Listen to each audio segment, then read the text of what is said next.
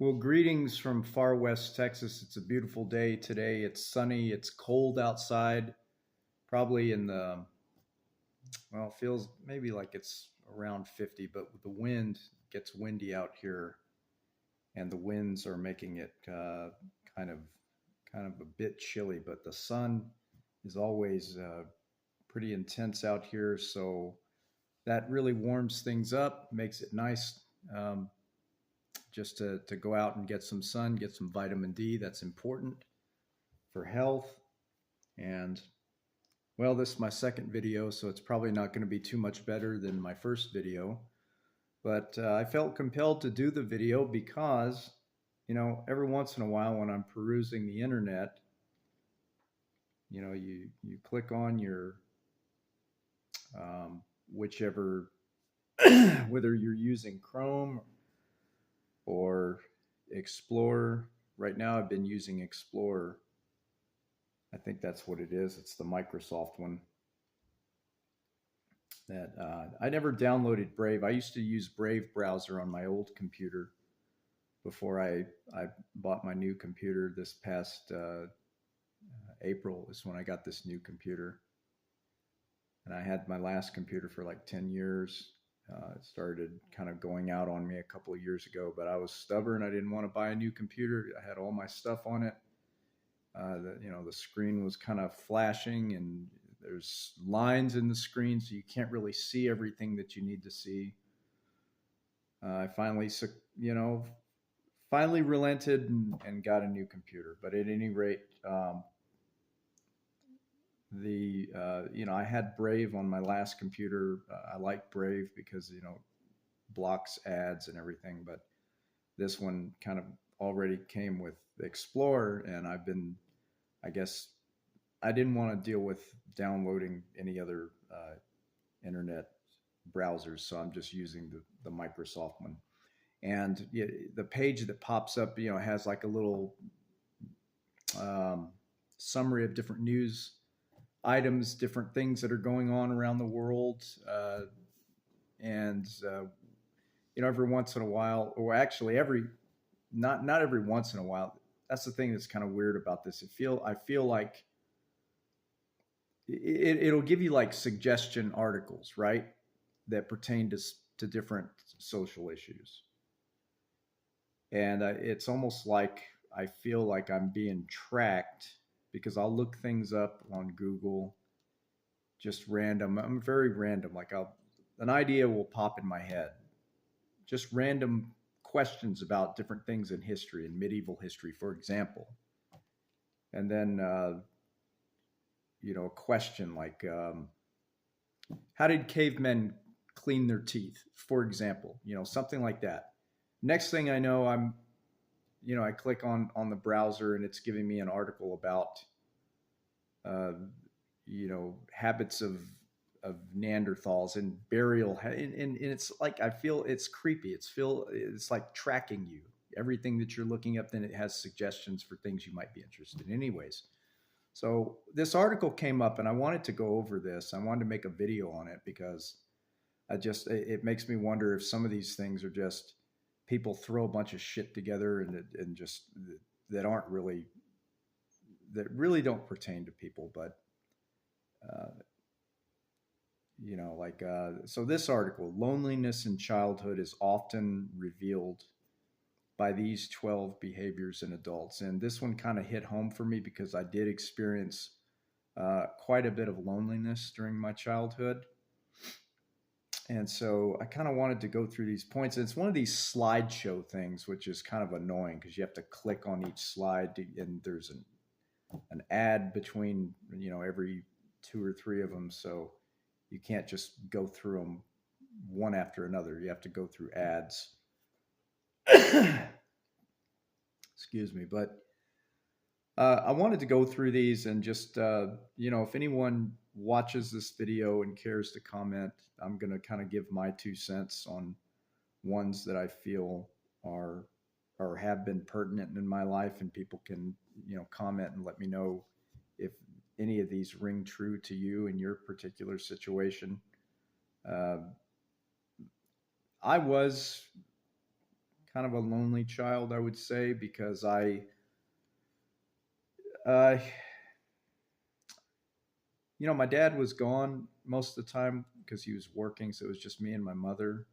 And I did have, I had a couple friends, and my mother always made an effort to, throw parties for me for my birthday, like when I was 4 and 5 years old, and she would invite people over from my kindergarten class or first grade. So, I think she was my saving grace in that, in getting some other kids in my life to hang out with or whatever. But I didn't. It was kind of a weird. The neighborhood where I lived when I first lived in Dallas, I didn't. It wasn't like a situation where you've got a bunch of neighbor kids that you can go ride your bike over and hang out with them, and we didn't really have that. It was kind of all of my neighbors, when I was really young in Dallas, were elderly, and so like we had a lady next door. Her name was Ms. Sweat, and it was really kind of cool back then because my mother would, we had a pear tree, and my mother would be picking pears, and then Miss Sweat would come over the fence, say, "Hey, how are y'all doing?" and this type of thing. And my mother would have a conversation with her, and it was kind of cool. But there weren't neighborhood kids that I was just hanging out with around our neighborhood. So the only source of other kids was when I was actually at school, or when I played soccer. Uh, and so that was it. And so I didn't really have a lot of, I did go over to some friends' houses. I had some friends that lived over in Highland Park because I went to school over there, in a school in that area, a private school for first grade. But most of the time, honestly, what I remember is I was just alone in my backyard playing on my swing set, or I was, digging holes in the mud, digging up, much to my mother's chagrin, these little roly poly bugs, if you remember what those are. And a lot of times I would take those bugs and I would bring them inside and freeze them. But anyways, I'm kind of getting off topic here. What I wanted to talk about was this article on MSN that highlights these I guess okay, so the title, prolonged loneliness and as a child can cause all sorts of issues in adulthood. And these are the 12 behaviors that it manifests in adulthood, right? And so loneliness in childhood can cause long lasting damage to a person's psyche. And I don't necessarily disagree with that. It does have a profound effect on you throughout the rest of your life. I mean, even now, I feel the effects of those times when I felt very alone.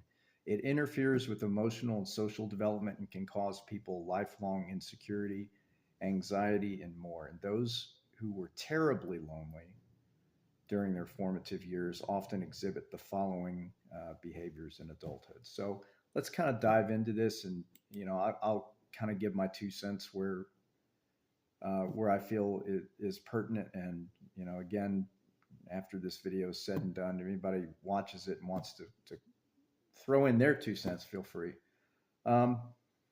Okay, so number one here, a preference for online distance friendships and relationships.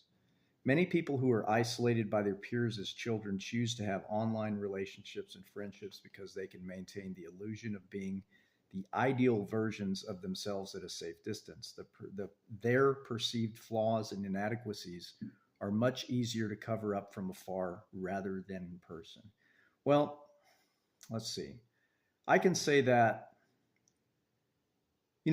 into from college into my 20s. Well, in high school, I did have friendships. I mean, I would say a few guys that I hung out with, mostly cross country runners who were all on the cross country team, and a couple of those friendships lasted well into college and into my 20s, and we were drinking buddies. We'd go out to clubs and bars and drink and do all that kind of stuff. But then, of course, after everybody kind of went off their own ways, everybody else got married and created families and did all that kind of thing. Um, I would say later in life, after I kind of lost connection with all those friends, I would say that my just based on a few situations where a couple of old friends from back in middle school, um, I actually had contact with. It's almost like I've become so isolated now that there's kind of a hesitance to reconnect, if you know what I mean. I reconnected with one of my friends, for instance. We ended up going out to lunch maybe about 4 or 5 years ago, and it was kind of a cool little time. We went out and he said, "Hey, man, I got some guns I brought with me. Let's go shooting." And so we went shooting afterwards. We went to a property that one of his family members owns, and it was cool. We went shooting, and then he reached out to me later, asked me if I wanted to go fishing with him, which I should have accepted the invite, but I didn't. There's just it's kind of like I was already, I don't really know how to explain it. It's like I'm kind of set in my own routine with going, and I had, I wanted to go work out or whatever. And that's the reason that I didn't accept his invite. But there's also kind of, I don't, maybe this is just silly and I overthought it, but there's like this fear of now I got to commit to a friend, because that's kind of, if you want to have friendships, you have to make effort to have some constant contact with people that you're going to hang out with, a buddy or whatever. And I guess I didn't want that effort, if that makes sense. And so I kind of see how many people who are isolated by their peers choose to have online relationships and friendships because they can maintain the illusion of being ideal versions of themselves. Proceed. Okay, I think I already read this. So, maybe that effort you don't want to put forth because it's too much work, I guess. And then you're gonna, I don't know. That's kind of what I get from this. I don't try to have any online relationships. I'm definitely not doing Tinder or anything like that, or trying to meet people online, either romantic or platonic wise. So I don't know about that one. Let's move on to number 2. See, there's already an ad. The slideshow continues, gives you this stupid ad here for Ancestry DNA. Okay. Clinginess. Since childhood loneliness can lead to anxiety and depressive disorders in adulthood, many people who experienced intense loneliness in their youth cling to those who allow them to get close. This needy grasping can be overwhelming to those around them, resulting in ostracization and repeated experiences of rejection and isolation. Well, I can say that, I wasn't the child who had a lot of friends. I didn't. I would have one or two really good friends, and usually what ended up happening is somewhere down the line, those friends were no longer, available to hang out with or whatever. And so I did feel that kind of rejection. And maybe, I don't think I was clingy. I wouldn't describe myself as clingy. I don't know if I identify with this statement completely, but I would say that there were those times when I was kind of like, these are my 2 friends, and I didn't seek out other friends, right? And of course, I had acquaintances because I played a lot of sports, soccer, baseball. So, like when I lived in Maine, that's when I had, I would say, more friends than I did when I lived in Dallas.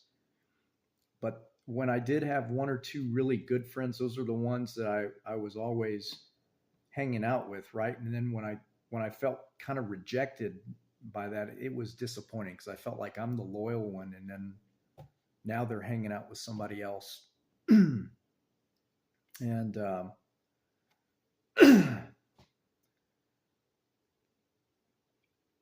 Yeah, so I think that's, I don't know if I completely identify with this one, but in a sense I do, in the sense that I put forth, um, maybe I felt like I maybe put forth more effort and loyalty towards the friendship than they did, and that ended up being disappointing. So let's move on to number three. Need for constant distraction or stimuli. A lot of people are uncomfortable with solitude and thus distract themselves from constantly having a TV on or music playing. Some may seek out extra stimuli, such as playing on their phone while watching movies, and may even sleep with the TV on to avoid being alone with their own thoughts. Now, that one, that end part, sleeping with the TV on, that's something I could never do. I can honestly say that if I'm going to go to sleep, I need complete darkness and silence. I mean, that's just the way I am because I'm a light sleeper. And so any little thing is going to keep me awake. So, I've known people like that, that they sleep with the TV on. I don't know how people can do that. I can't. There's no way in hell. Even just the light alone keeps me from being able to go to bed. I need complete darkness for me. So, I'm not uncomfortable with solitude. I've been able to sit in silence for hours at a time. There are times though when I do like to have the TV on in the background, so that part of that may ring true in that sense. I like to have a little bit of stimulus when I'm awake, but gosh, going to sleep, I mean, that's during that time I need complete darkness and silence. So let's move on to number four. Extreme social anxiety. Having experienced childhood loneliness can make a person hypersensitive to social rejection, and as a result, they may suffer from severe social anxiety. They'll agonize over how others perceive them and try to be the most acceptable and ideal versions of themselves so they won't get rejected, criticized, or bullied, even by complete strangers. Now, I think that I can kind of identify with this one, especially having not socialized in a long time with people. I do have a tendency to overanalyze every single little interaction. Uh, Even somebody who called me, for example, trying to sell me insurance. You know, I what did I said this and I should have said that, and you play a conversation in your head over and over again, just very trivial conversations that really don't make a hill of a beans of a difference. And that person definitely is not, doing a replay in their head of the conversation you had with them, but you're agonizing over it. And you're thinking, I should have said this. The tone I used when I said this word should have been this way instead of that way. And so, yeah, I kind of see that you become kind of hypersensitive to, oh, what did they think? What was their impression of me? And oh my God, I didn't look a certain way. Maybe I don't know, facial expression I made. You kind of you overdo everything. You overlook every single thing, and you replay it 3,000 times in your head. Um, that's a problem that I have really experienced, and especially when I was in my business, when I was in the lending business for a while.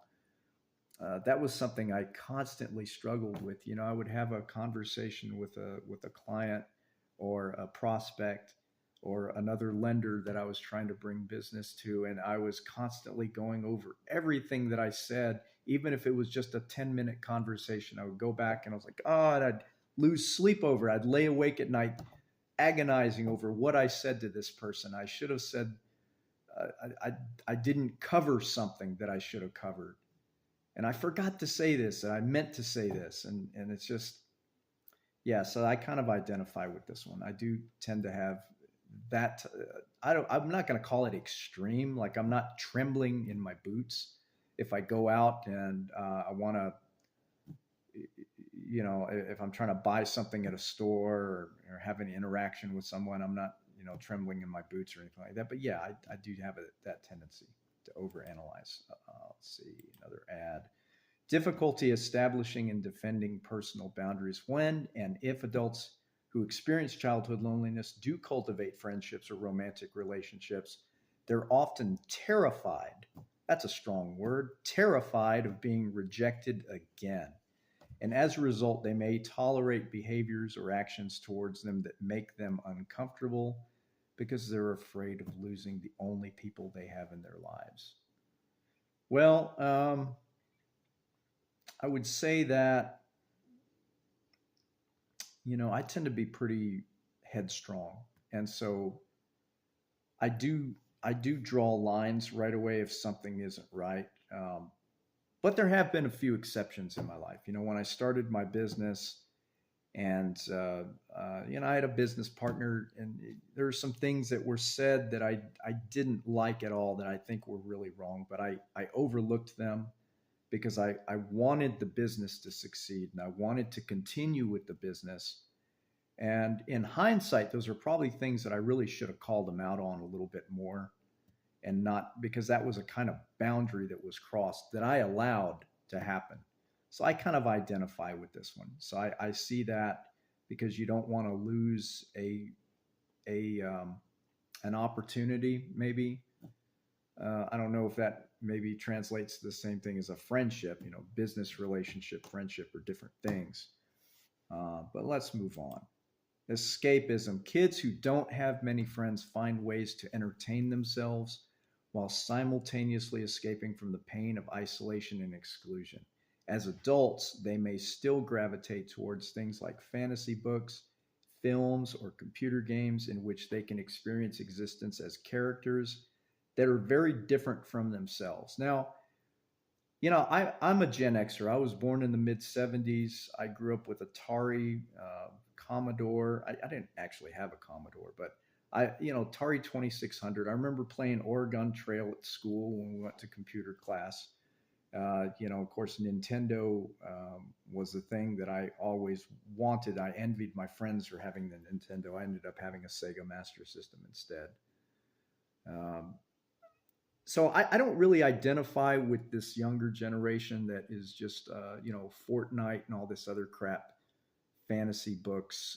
I've done a lot of reading though, but I was not someone who escaped through fantasy. I don't that doesn't make sense to me.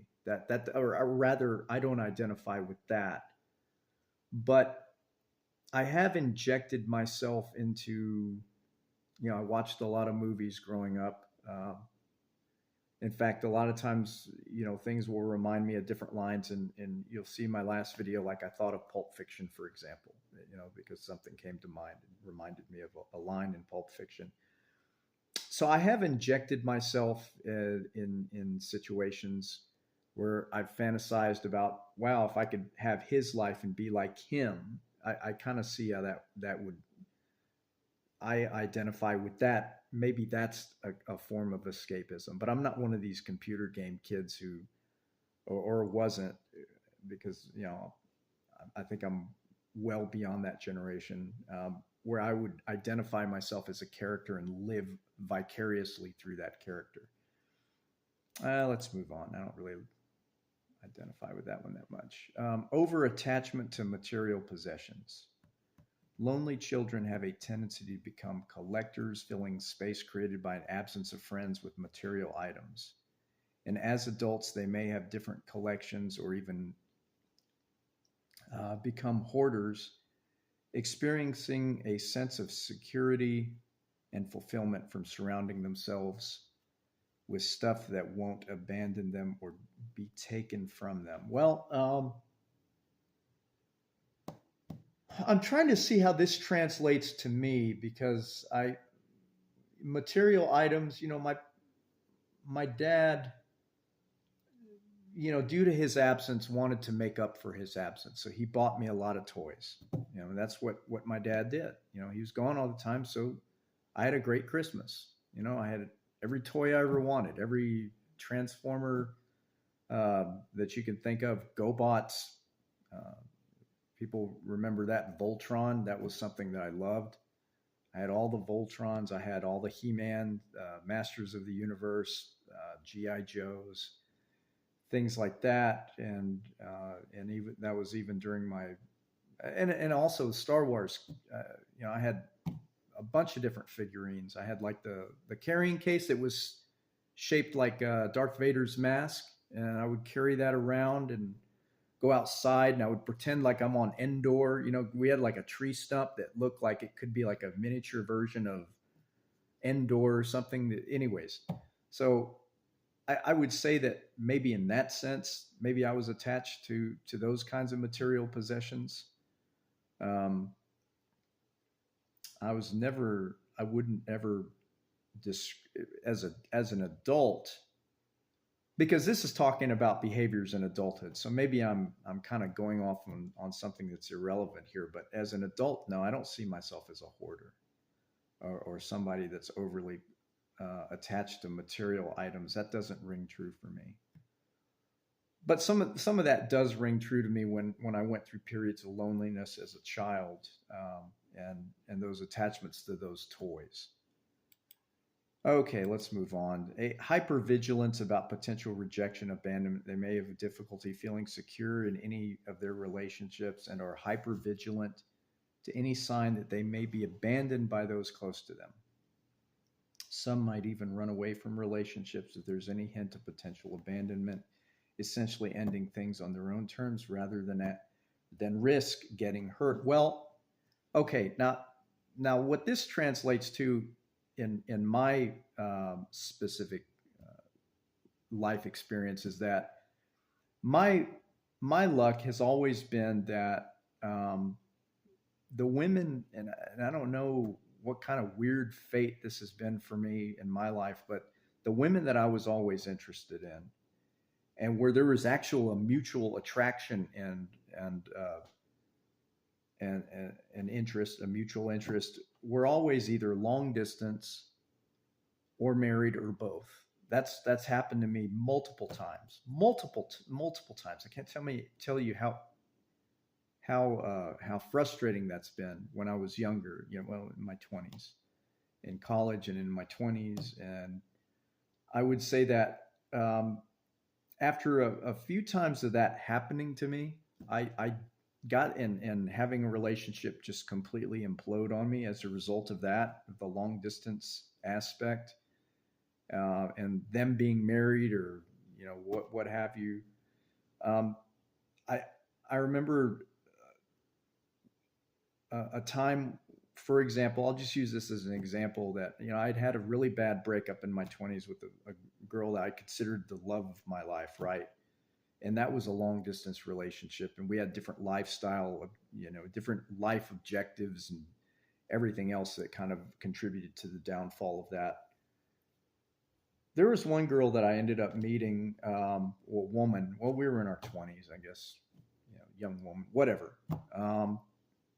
And she was in town for a business trip, and we'd both studied psychology, and I thought, man, this is a match. And she was flirting with me. She actually approached me first at a bar, and we hit it off, and it was just, I thought, man, she's gorgeous, and she was kind of unique. She had a kind of a unique mix, and just I was attracted to her right off the bat, and she was actually attracted to me.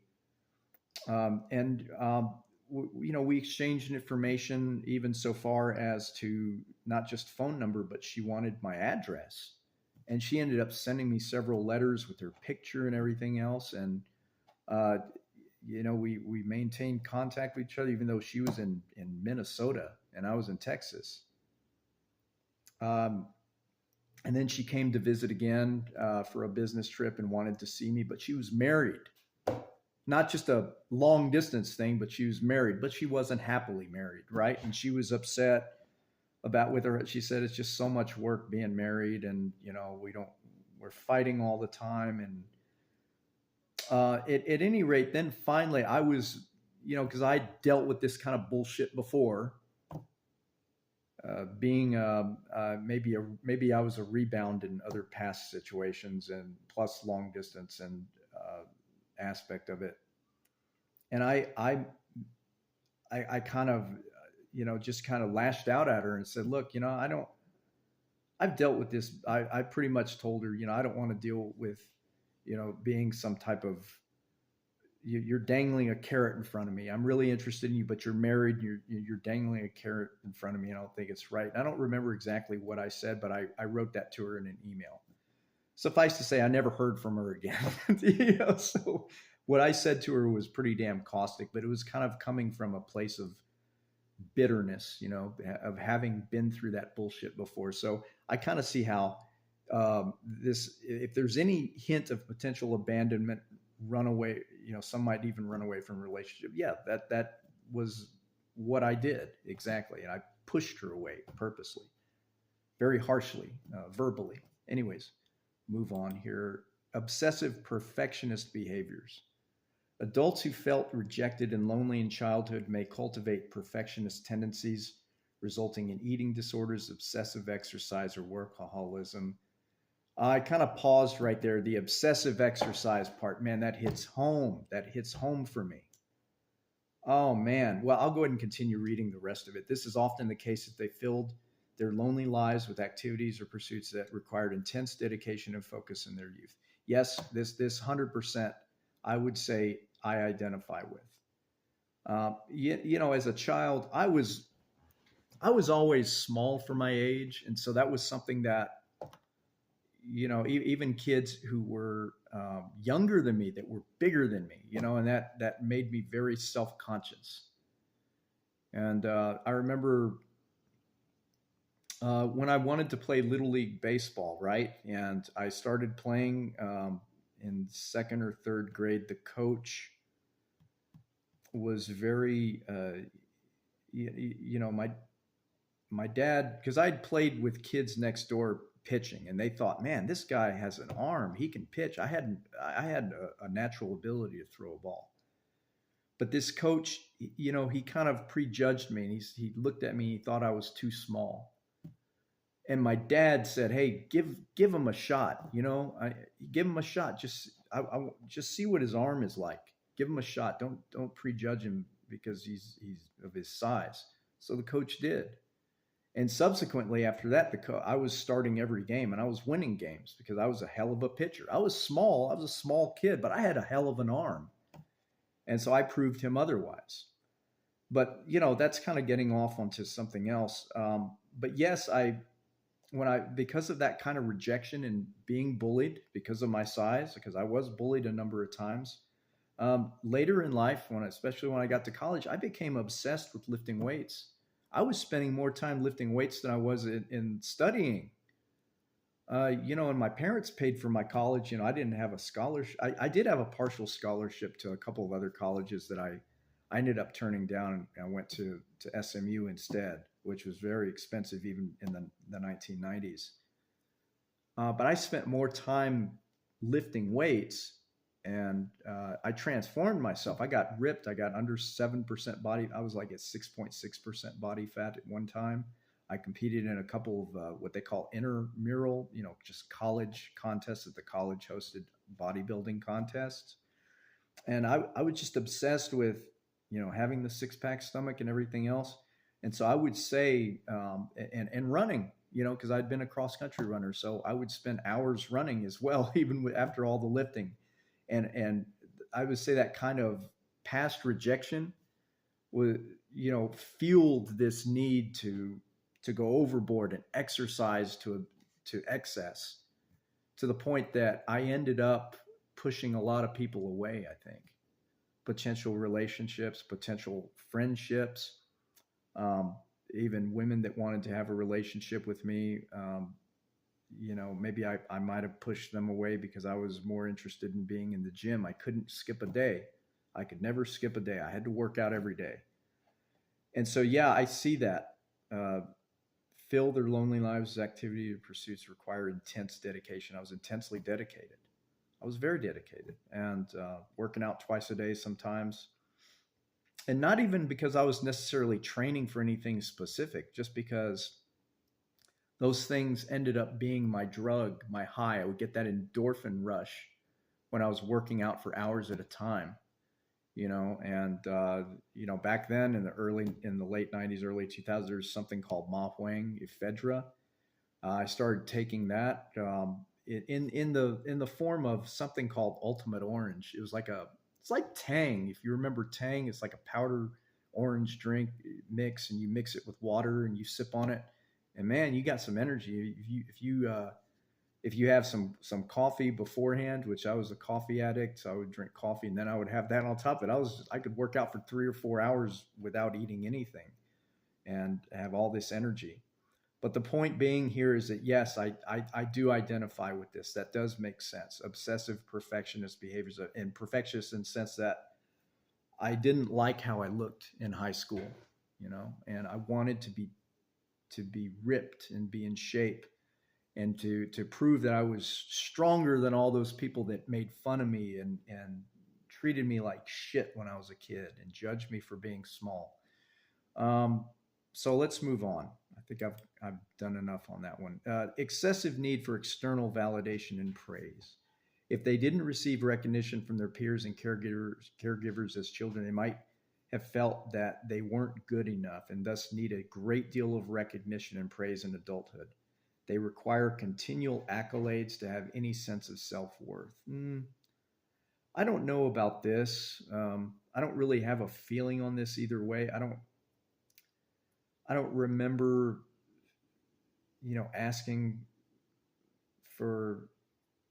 I would say that this kind of ties back into the one that I was just talking about. That the external validation, perhaps because you're exercising so much that you want that praise in that sense. Yes, I did maybe seek that out.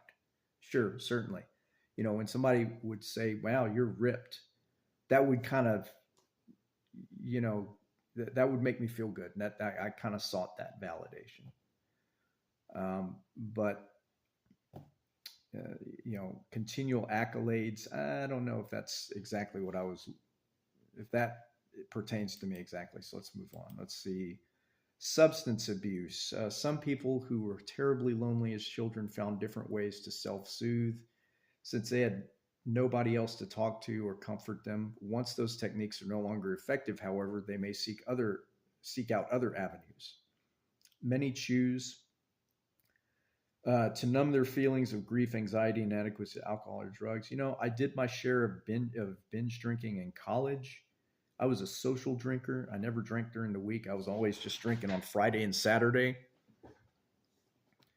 I didn't even have my first beer, truth be told, until uh, maybe I was 16 or 17. My parents gave me a beer and said, to celebrate your birthday, here's one beer, and then they kind of just watched in amusement as they saw that my uh, I had my face was flush, or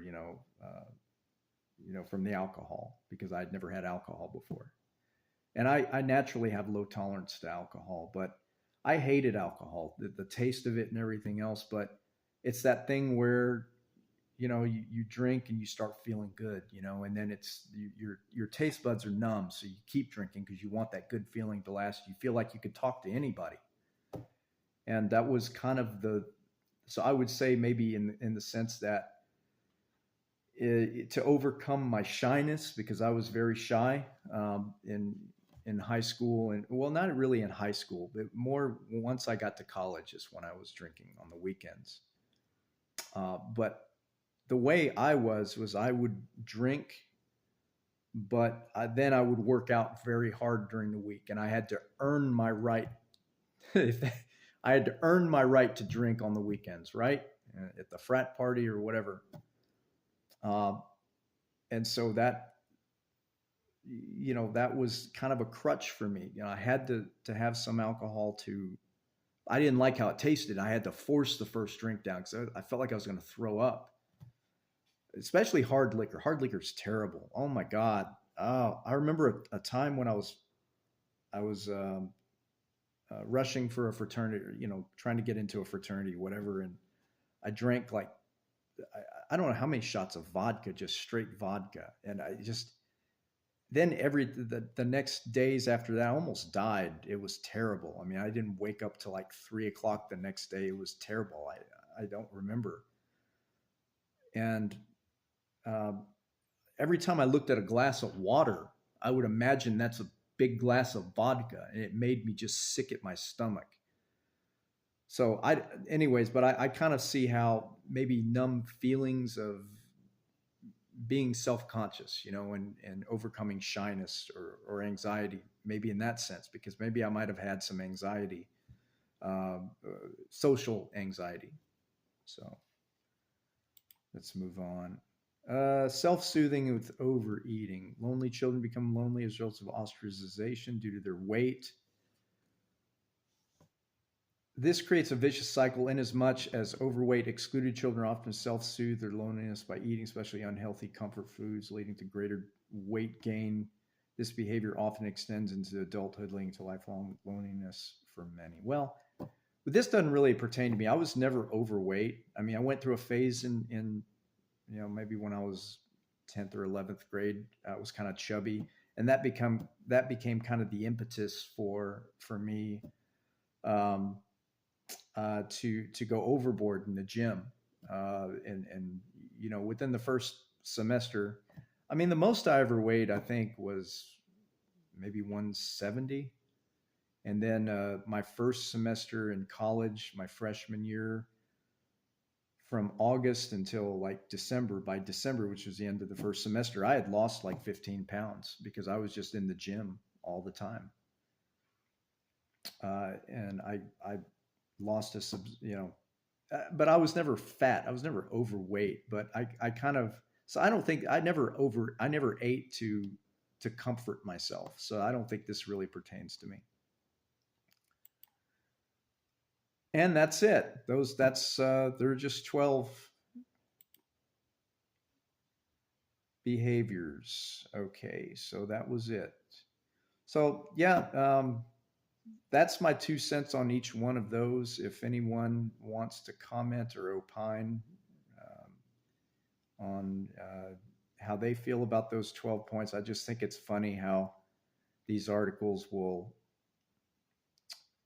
it's like they're trying to be psychologists or something, and they'll just kind of put together a group of behaviors and say, this is what this is what is going to manifest itself in your adulthood if you experience this and such in your early years. So let me know what you think, and yeah, that's it for today.